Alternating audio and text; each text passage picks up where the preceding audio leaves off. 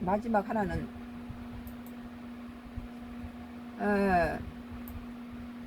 서울신문이에요. 2026년도 8월 3일자 기사인데요. 전 세계 해적은 줄었다는데 중동전쟁 남투국에 3배 터진 이 지역. 우리나라 배가 해적 소탕으로 가 있는 데가 있죠. 전 세계 바다가 한동안 유지했던 평온을 되찾아가는 데 보이지만 단 한 곳에서는 거꾸로 해적 재발의 경고등이 켜졌다. 중동 정세의 극단적 긴장이 이어지는 가운데 연합군 해상 감시 전력이 분산된 틈을 타서 소말리아와 아덴만 해역의 해적들이 다시 고개를 들었다.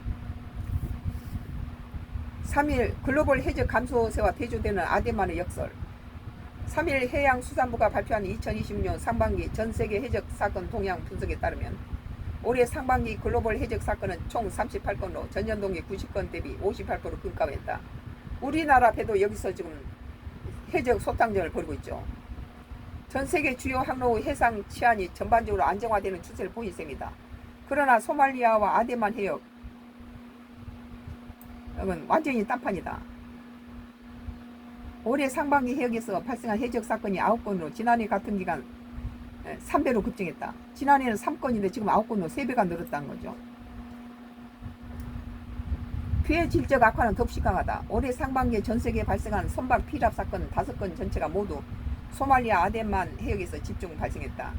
이로 인해 인류, 일시, 억류 등 피해를 본 선원은 63명으로 전세계 전체 피랍 승선원 피해 70명은 무려 90%에 달한다. 안보 공백 노린 지정학적 풍선 효과. 일각에서는 이번 사건의 근본 원인으로 중동 전쟁으로 인한 다국적 해군 전력의 분산을 꼽는다. 우리도 호르무즈 쪽에 이런 것 때문에 우리 그쪽에 해적을 갖다가 하던 군함이 그쪽으로 갔죠.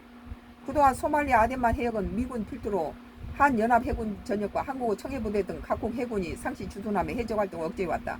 하지만 최근 중동 지역 내 군사적 충돌과 정세 불안이 격화되면서 주축 전력인 페르시아만과 호르무즈 해협 일대로 이동했고 이로 인해 아덴만 일대에 치안 공백이 발생한 거예요. 한국의 청해부대가 그 유명하죠. 이 호르무즈 우회를 막히는 한국 등 에너지 수급 비상.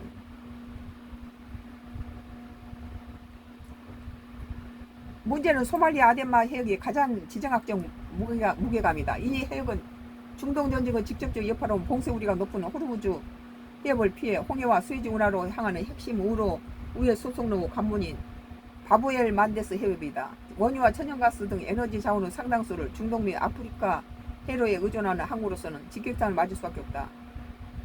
우회로 마저 해적 위험으로 이어받을 경우 글로벌 물류비 상승은 물론 국가 에너지 공급망 전체에 막대한 차질이 생기기 때문이다.